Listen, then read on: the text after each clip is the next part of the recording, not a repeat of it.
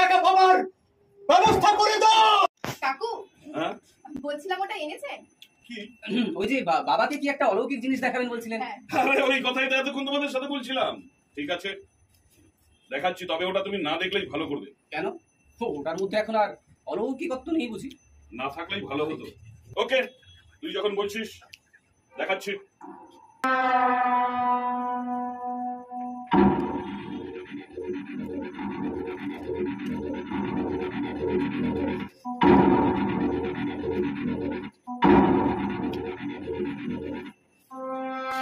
বাদরের থাবা? ইয়েস, বাদরের পাঞ্জা।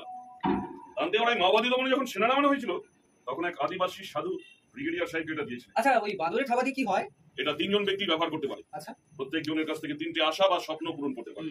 আচ্ছা, আদিবাসী সাধু তো এটা ব্রিগেডিয়ার সাহেবকে দিয়েছিলেন, এটা তোর কাছে এলো কি করে? আসলে ঘটনা হয়েছিল কি, ব্রিগেডিয়ার সাহেব তৃতীয় বর হিসাবে তার নিজের মৃত্যু কামনা করেছিলেন। মৃত্যু? কেন? এই পাঞ্জার কাছে যে যা চায় তাই পায়, কিন্তু এর ফল ভালো হয় না, বুঝলি? এক কাজ করো, ওই যে দোতলাতে একটা ঘর আর একটা বাথরুম করার মতো টাকা চেয়ে নাও। কি বলিস দাদা? হ্যাঁ তা তো হবেই, ওই ঘরের জন্য তো তোর আবার বিয়েই হচ্ছে না।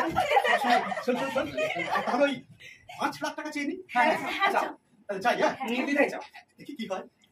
তাহলে চাই। যাও।